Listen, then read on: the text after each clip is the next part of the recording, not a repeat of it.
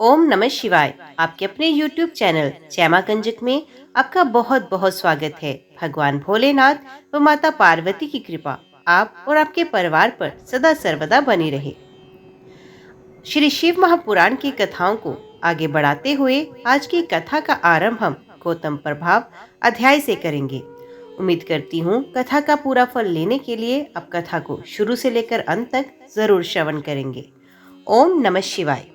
सूत जी बोले, हे महामुनियों, प्राचीन काल में गौतम नामक एक महामुनि थे जिनकी पत्नी का नाम अहिल्या था। वे महामुनि गौतम दक्षिण में स्थित ब्रह्म पर्वत पर 1000 वर्षों में सिद्ध होने वाली तपस्या कर रहे थे। उस समय लगभग 100 वर्षों से वर्षा नहीं हुई, जिससे सूखा पड़ गया।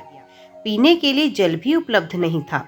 सारे वृक्ष, पौधे आदि सभी वनस्पतियां सूख चुकी थी। उस समय आए इस संकट से मुक्ति दिलाने हेतु बहुत से ऋषि मुनियों ने समाधि ले ली। तब गौतम ऋषि ने इस वर्षा के संकट को दूर करने हेतु वर्षा के देव वरुण को प्रसन्न करने हेतु उनकी तपस्या करना शुरू किया। गौतम ऋषि ने 6 महीने तक वरुण देव की घोर तपस्या की, जिससे वरुण देवता प्रसन्न हुए और उन्होंने गौतम ऋषि को साक्षात दर्शन भी दिए। वरुण देव बोले, हे गौतम ऋषि, मैं आपकी उत्तम भक्ति भावना से की गई तपस्या से बहुत संतुष्ट हूँ। मांगो, क्या चाहते हो? तब वरुण देव का प्रश्न सुनकर महर्षि गौतम बोले, हे वरुण देव, आप तो सर्वज्ञाता हैं। भगवान, आप जानते ही हैं कि वर्षा न होने के कारण संसार के सभी चराचर प्राणी व्याकुल हैं। इसलिए सबकी परेशानियां एवं दुखों को दूर करने के लिए मैं चाहता हूँ कि वर्षा हो जाए। महर्षि गौतम के वर को सुनकर वरुण देव बोले कि मैं तो इस जगत के ईश्वर कल्याणकारी भगवान शिव के अधीन हूँ और उन्हीं की आज्ञा और प्रेरणा से फलस्वरूप कार्य करता हूँ। इसलिए इस वरदान को तो सर्वेश्वर शिव ही दे सकते हैं, अतः आप मुझसे कुछ और मांगे। तब महर्षि गौतम बोले, प्रभु, आप मुझे जलदान दीजिए। इससे बड़ा और कोई पुण्य नहीं है और इसे कोई नष्ट भी नहीं कर सकता। तब गौतम जी की विनती को सुनकर स्वीकार करते हुए वरुण देव जी बोले, आप एक गड्ढा खोदे, मैं उसे जल से भर दूंगा और उस गड्ढे का जल कभी भी खाली नहीं होगा और इसके लिए तुम्हारा नाम भी संसार में प्रसिद्ध हो जाएगा। वरुण देव की आज्ञा मानते हुए महर्षि गौतम ने तुरंत एक हाथ लंबा और चौड़ा गड्ढा खोद दिया। तब वरुण देव ने उस जल से भर दिया और महर्षि गौतम से बोले, हे महामुने, इस स्थान पर किए गए सभी कर्म, दान, हवन, देव पूजन, तपस्या, पितृश्राद्ध आदि सब सफल होंगे। ये कहकर वरुण देव अंतर्ध्यान हो गए। तब गौतम ऋषि बहुत प्रसन्न हुए कि सबके संकटों को उन्होंने दूर कर दिया। इसलिए कहते हैं कि संकट के समय बड़ों की शरण में जाने से दुखों से मुक्ति मिलती है। इस प्रकार महर्षि गौतम इच्छित वर पाकर खुश हो एवं स्नान आदि नित्य कर्मों से निवृत्त होकर जौ आदि अन्न पैदा करने लगे। उस जल से सींचकर उन्होंने मुरझाए हुए वृक्षों एवं पौधों को पुनः लहलहा दिया। उस स्थान को छोड़कर चले गए सभी जीव पुनः लौट आए। महर्षि गौतम की परम कृपा से ये स्थान रिद्धि सिद्धियों से युक्त एवं सभी मनुष्यों के लिए कल्याणकारी एवं सुखदायी हुआ।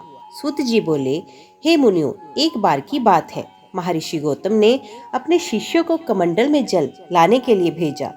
जब शिष्य जल लेने उस गड्ढे पर गए तो उस समय वहां कुछ ऋषि पत्नियां जल भरने आई थी। उन्होंने गौतम ऋषि के शिष्यों को डांटकर बिना जल दिए ही वहां से भगा दिया। आश्रम जाकर शिष्यों ने सारी बातें गुरु पत्नी देवी अहिल्या को बताई। तब देवी अहिल्या स्वयं जल भरने गई और जल लाकर अपने पति को दे दिया। उस दिन से स्वयं अहिल्या ही जल लेने जाने लगी। एक दिन अन्य ऋषि पत्नियों ने जानबूझकर अहिल्या से लड़ना आरंभ किया और अपने घर आकर अपने पतियों से अहिल्या की झूठी शिकायत की कि वे हमें जल भरने देने से मना करती है और कहती है कि जल तो मेरे पति को वरदान स्वरूप वरुण देव से प्राप्त हुआ। अपनी पत्नियों की बातें सुनकर ऋषियों को बहुत क्रोध आया। गौतम ऋषि को सबक सिखाने के लिए अन्य ऋषियों ने गणपति की आराधना आरंभ की। उनके पूजन से प्रसन्न होकर गणपति प्रकट हुए और वर देने के लिए कहने लगे। तब ऋषि बोले, हे विघ्न विनाशक गणपति जी, हम चाहते हैं कि गौतम ऋषि यहाँ से आश्रम छोड़कर किसी दूसरे स्थान पर चले जाएं। उनके ये वचन सुनकर गणेश जी बोले, गौतम ऋषि ने तो कोई अपराध नहीं किया, फिर आप उनका बुरा क्यों चाहते हो? आप कोई और वरदान मांग लीजिए। परंतु जब ऋषि नहीं माने तो उनका इच्छित वरदान देकर गणेश जी वहां से अंतर्ध्यान हो गए। गणेश जी ने अपना दिया वरदान सिद्ध करने के लिए एक गाय का रूप धारण किया और गौतम जी द्वारा लगाए गए जो खाने उनके खेत में चले गए। जब महर्षि गौतम ने देखा कि वे गाय उनका खेत नष्ट कर रही है, तो स्वयं एक तिनका हाथ में लेकर उसे बाहर निकालने लगे। उस तिनके से पीड़ित होकर गाय धरती पर गिर गई और मर गई। गाय को मरा जानकर गौतम ऋषि बहुत दुखी हुए। वे अपनी पत्नी से कहने लगे कि शायद मुझसे कोई भारी भूल हो गई, जिस कारण मेरे आराध्य भगवान शिव मुझसे नाराज हुए और मुझ पर गौ हत्या का पाप लग गया। उसी समय वहां अन्य ऋषि भी आ गए जो गौतम ऋषि से बैर रखते थे। उन्होंने महर्षि गौतम और उनकी पत्नी और शिष्यों को भला बुरा कहकर वहां से निकल जाने को मजबूर किया, तो वे सब उस स्थान को छोड़कर वहां से चलने लगे। उन्होंने उन ऋषियों से पूछा कि मेरे द्वारा की गई इस गौ हत्या का क्या प्रायश्चित होगा। तब ऋषि बोले, पतित पावनी गंगा में स्नान करने से मनुष्य के सारे पाप धुल जाते हैं, इसलिए अपने द्वारा की गई गौ हत्या के प्रायश्चित से मुक्ति होने के लिए आप गंगा जी को प्रकट कर उसमें स्नान करें और भगवान शिव के पार्थिव लिंग की स्थापना कर उसका भक्ति पूर्वक विधि विधान से पूजन करें। तभी आप इस महापाप से मुक्ति पा सकेंगे। अन्य ऋषियों से पश्चाताप का मार्ग पूछकर गौतम ऋषि अपनी पत्नी और शिष्यों को साथ लेकर वहां से चले गए। सूत जी बोले, हे ऋषिगणों, महर्षि गौतम देवी अहिल्या एवं अपने अन्य शिष्यों को साथ लेकर किसी अन्य जगह पर आश्रम बनाकर रहने लगे। सर्वप्रथम गौतम ऋषि ने ब्रह्मगिरि पर्वत की परिक्रमा की, फिर भगवान शिव के पार्थिव लिंग की स्थापना कर उसका पूजन करने लगे। पति पत्नी की उत्तम आराधना एवं भक्तिभाव से प्रसन्न होकर भगवान शिव ने उन्हें दर्शन दिए। अपने आराध्य को अपने सामने पाकर गौतम ऋषि व अहिल्या बहुत प्रसन्न हुए और उनको प्रणाम कर उनकी स्तुति करने लगे। तब भगवान शिव बोले, हे महर्षि, हे देवी, मैं आपकी पूजा से प्रसन्न हूँ, मांगिए क्या वर चाहते हैं। भगवान शिव के वचन सुनकर ऋषि बोले, भगवान मुझ पर कृपा करके मुझे गौ हत्या के पाप से बचा लीजिए। तब शिव बोले, आपसे कोई अपराध नहीं हुआ, ये सब तो उन दुष्ट दुराचारियों द्वारा रची गई माया थी, आप तो निर्दोष हैं। ये सुनकर महर्षि के सारे दुख दूर हो गए। तब उन्होंने शिव जी से कहा, भगवान मुझ पर कृपा करके पतित पावनी गंगा जी को यहाँ प्रकट करें, जिससे सभी प्राणियों का कल्याण हो सके। गौतम ऋषि की प्रार्थना सुनकर शिव जी ने उन्हें गंगा जल दिया। वही गंगा जल श्री गंगा जी का स्थिर रूप बन गया। तब गौतम जी ने उन्हें प्रणाम कर उनकी स्तुति की। गौतम ऋषि बोले, हे मातेश्वरी, हे पतित पावनी गंगे, मैं आपको प्रणाम करता हूँ। आप पापों का खंडन करने वाली एवं अपनी शरण में आए भक्तों को मुक्ति देने वाली हैं। मैं हाथ जोड़े आपकी शरण में आया हूँ। आप मेरे पापों को नष्ट करके मुझे नरक में जाने से बचा लीजिए। तब उनकी स्तुति से प्रसन्न होकर गंगा जी ने उनके पापों को अपने निर्मल जल से धो दिया। फिर वे वहां से जाने के लिए सर्वेश्वर शिव से आज्ञा मांगने लगी। तब शिव बोले, हे गंगे, आप पापों का नाश करने वाली हैं, इसलिए लोक कल्याण के लिए यही पृथ्वी पर विराजे। हे कल्याणी, आपको कलयुग में 28वें मनवंतर समाप्त होने तक यही पृथ्वी लोक पर निवास करना होगा और सच्चे मन एवं भक्ति भावना से अपने जल में स्नान करने वाले श्रद्धालुओं के पापों को नष्ट करना होगा। कलयुग में पापों को नष्ट करने का यही एक साधन होगा। श्रद्धा पूर्वक आपके दर्शन करने वालों के पापों का क्षय भी आप ही करेंगी। ये सुनकर गंगा जी बोली, हे प्रभु, मैं तो सदा आपके अधीन हूँ। आपकी आज्ञा मेरे लिए शिरोधार्य है, परंतु मेरी आपसे ये प्रार्थना है कि आप माता पार्वती के साथ मेरे पास ही निवास करें, ताकि मैं सदा की भांति आपके पास रहूं, संसार में मेरी कीर्ति हो। तब गंगा जी के वचन सुनकर कल्याणकारी भगवान शिव बोले, हे गंगे, तुम्हारी मनोकामना मैं अवश्य पूरी करूंगा। ये कहकर भगवान शिव वहां त्र्यंबकेश्वर नाम से ज्योतिर्मय रूप में स्थित हो गए। गंगा जी वहां पर गौतम ऋषि के नाम से प्रसिद्ध होकर गौतमी गंगा कहलाई। ऋषि बोले, हे सूत जी, अब हमें ये बताइए कि गंगा जी की उत्पत्ति कहाँ से और किस प्रकार हुई, तथा ये भी कि जिन ऋषियों ने गौतम ऋषि को छल कपट से उनको आश्रम से दूर भेज दिया था, उनका क्या हुआ। जब गौतम ऋषि को इस बात का पता चला तो उन्होंने क्या किया। ऋषि गणों के प्रश्नों को सुनकर महामुनि सूत जी बोले, जब गौतम ऋषि ने भगवान शिव को प्रसन्न करके गंगा जी को धरती पर अवतरित कराया था, तब श्री गंगा जी ने अपने जल रूप में ब्रह्मगिरि पर्वत पर स्थित गुलर के पेड़ की शाखा से निकलकर दर्शन दिए थे। उनके दर्शन एवं आराधन के पश्चात गौतम ऋषि ने अपने शिष्यों सहित पतित पावनी गंगा में स्नान किया। जब गौतम ऋषि के परम शत्रु उन कपटी ब्राह्मणों को ये बात पता चली कि ऋषि गौतम ने अपनी तपस्या से गंगा जी को प्रकट कर दिया, तो वे सब श्री गंगा जी के दर्शनों की चाहत लेकर वहां आए, परंतु गंगा जी उनके आते ही वहां से लुप्त हो गई। ये देखकर गौतम जी को बहुत आश्चर्य हुआ और उन्होंने श्री गंगा जी से प्रार्थना की कि हे मातेश्वरी, आप जगत का कल्याण करने हेतु यहाँ प्रकट हुई हैं, इसलिए आप सबको भी अपने दर्शनों से कृतार्थ करें। माते, मेरी तपस्या के प्रभाव से इन लोगों को भी दर्शन दे।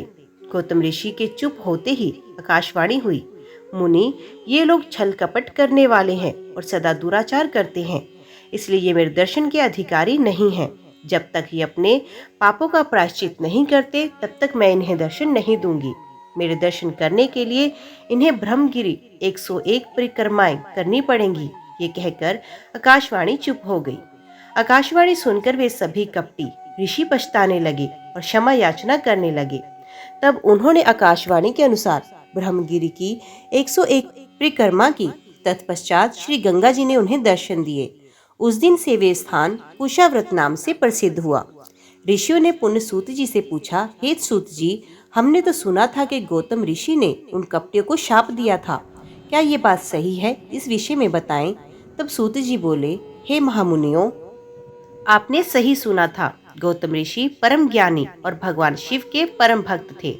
जब उन्होंने शांत हृदय से ध्यान लगाया तो वे सब कुछ जान गए कि वे गाय जिसकी हत्या का पाप उन्हें लगा था बनावटी थी और उन सब ऋषियों ने मिलकर ये चाल चली थी। ये सब जानकर गौतम ऋषि क्रोधित हो उठे। तब उन्होंने उन कपटी ऋषियों को विद्या रहित, भक्तिहीन और अधर्मी हो जाने का शाप दिया।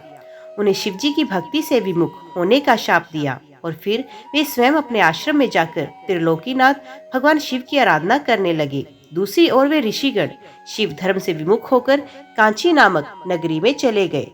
सूत जी बोले, हे ब्राह्मणों, अब मैं वैद्यनाथेश्वर ज्योतिर्लिंग का पापहारी महात्म्य बताता हूँ।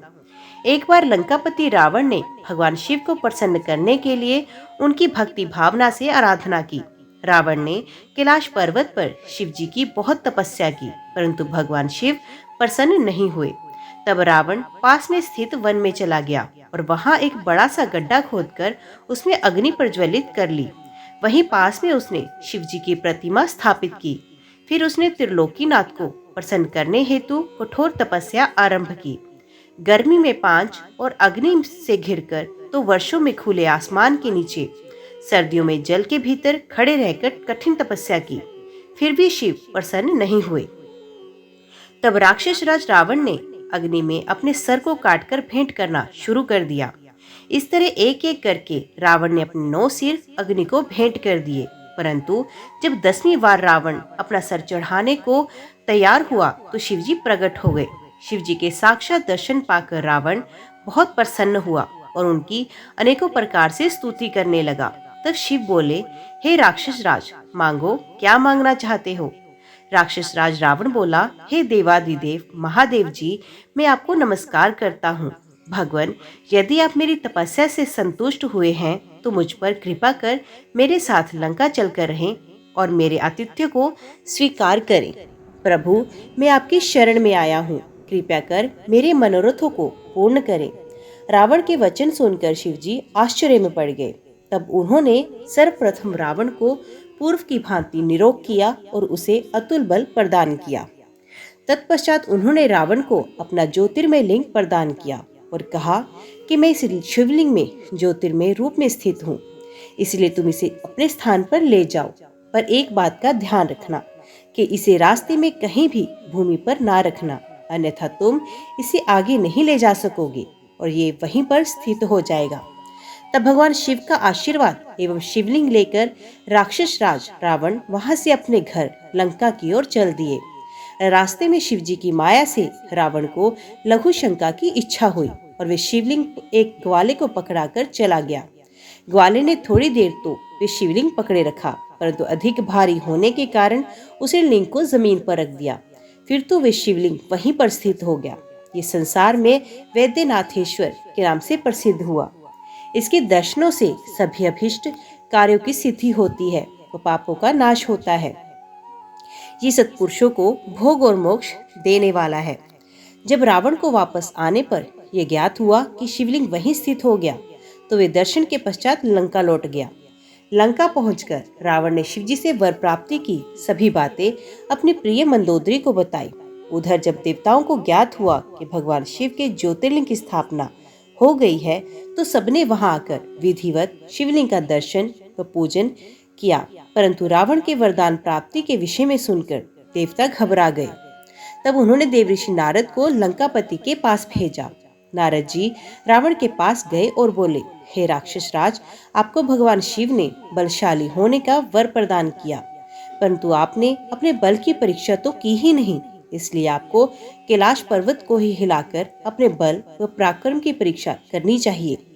तब रावण कैलाश पर्वत के निकट पहुंचकर उसे उखाड़ने की कोशिश करने लगा, जिससे कैलाश पर्वत डोलने लगा। ये देखकर शिवजी बोले कि ये पर्वत क्यों हिल रहा है। तब देवी पार्वती व्यंग्य करते हुए बोली, हे देव, आपके शिष्य अपने गुरु की सेवा कर रहे हैं। ये जानकर कि राक्षस राज रावण कैलाश पर्वत को हिला रहा है, महादेव जी को क्रोध आ गया। वे रावण को शाप देते हुए बोले, ए दुर्बुद्धि रावण, तू बल पाकर घमंडी हो गया और मेरे ही निवास स्थान पर अपने बल का प्रयोग कर रहा है। मैं तुझे शाप देता हूँ कि तेरा घमंड नष्ट हो जाएगा और तेरी इन भुजाओं को काटने वाला पुरुष शीघ्र ही प्रकट होगा। ये सुनकर रावण को कोई दुख नहीं हुआ और वे प्रसन्न मन से लंका लौट आया। उसने मन ही मन त्रिलोक को अपने वश में करने की प्रतिज्ञा की। मैंने आपको वैद्यनाथेश्वर नामक शिवलिंग का महात्म्य सुनाया, जो कि मनुष्य के समस्त पापों का नाश करने वाला तथा शिवलोक की प्राप्ति कराने वाला है। सूत जी बोले, हे ब्राह्मणों, प्राचीन समय में एक राक्षस था। उसका नाम दारुक तथा उसकी पत्नी का नाम दारुका था। वे दोनों पश्चिम में स्थित सुंदर वन में रहा करते थे, जो कि समुद्र से बहुत नजदीक था। वे वन 64 कोस लंबा और चौड़ा था। वहां के रहने वाले मनुष्य उन दोनों राक्षस राक्षसी के अत्याचारों से दुखी थे। एक दिन वे सभी ऋषि औरव के पास पहुंचे और उन्हें अपना दुख सुनाया तथा प्रार्थना की, हम आपकी शरण में आए हैं, हमारी रक्षा करें। तब उनकी प्रार्थना सुनकर ऋषि औरव बोले, आप लोग इस प्रकार चिंतित ना हो, अधर्मियों का नाश अवश्य ही होता है। उन्हें धैर्य देकर ऋषि ने वहां से भेज दिया। फिर स्वयं तपस्या करने लगे ताकि संसार का कल्याण हो। उधर दानवों से तंग आकर देवताओं ने उन पर आक्रमण कर दिया। देवताओं और दानवों के बीच बड़ा भयानक युद्ध होने लगा। हजारों राक्षसों को देवताओं ने अपने प्रहारों से मार गिराया। राक्षसों को इस प्रकार प्रताड़ित होता देखकर दारुका को अपना वर याद आ गया। उसने राक्षस से कहा, आप लोग इस प्रकार भयभीत ना हो, मैं आपका भय अवश्य ही दूर करूंगी। ये कहकर दारुका ने राक्षसों की उस नगरी को उठाकर समुद्र के मध्य में स्थित किया। अब सारे राक्षसों को भय से मुक्ति मिल गई। एक दिन दारुका घूमती हुई पुण्य धरती पर आ गई। तब उसने देखा एक डोंगी में बहुत से मनुष्य बैठकर समुद्र की ओर से पृथ्वी पर आ रहे हैं। दारुका ने जाकर राक्षसों को सूचना दी कि असंख्य मनुष्य समुद्र में हैं। राक्षसों ने उन मनुष्यों को पकड़कर अपने जेल खाने में कैद कर लिया। उन मनुष्यों में एक सुप्रिय नामक बनिया भी था, जो भगवान शिव का परम भक्त था। उसने कारावास में ही भगवान शिव का पार्थिव लिंग स्थापित किया और उसकी विधिवत पूजा अर्चना शुरू कर दी। उसे शिवजी का पूजन करते देखकर अन्य मनुष्य भी उसके साथ शिवजी की आराधना करने लगे। उन्हें भगवान शिव की पूजा करते करते काफी समय व्यतीत हो गया।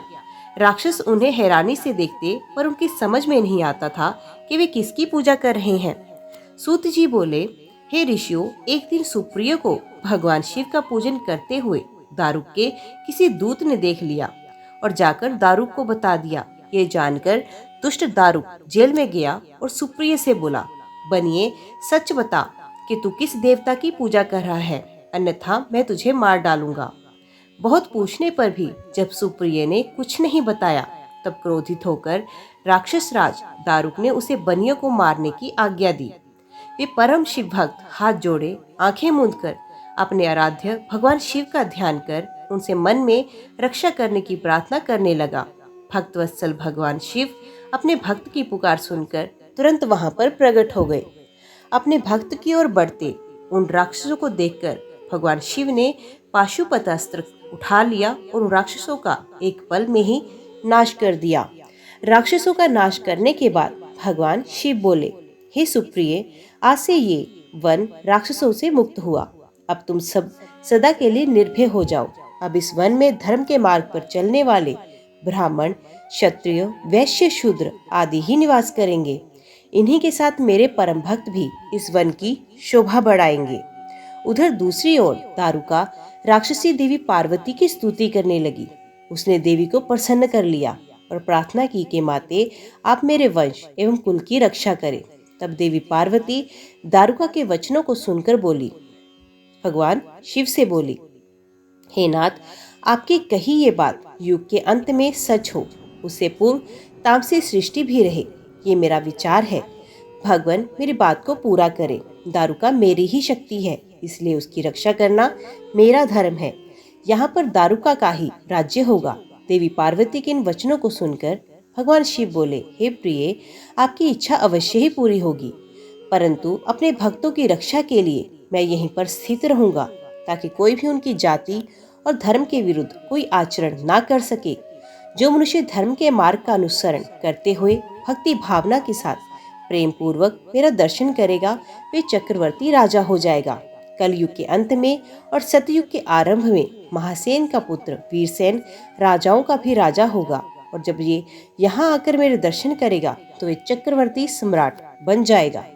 ये कहकर भगवान शिव और देवी पार्वती वहाँ ज्योतिर्मय रूप में पार्थिव लिंग में स्थित हो गए।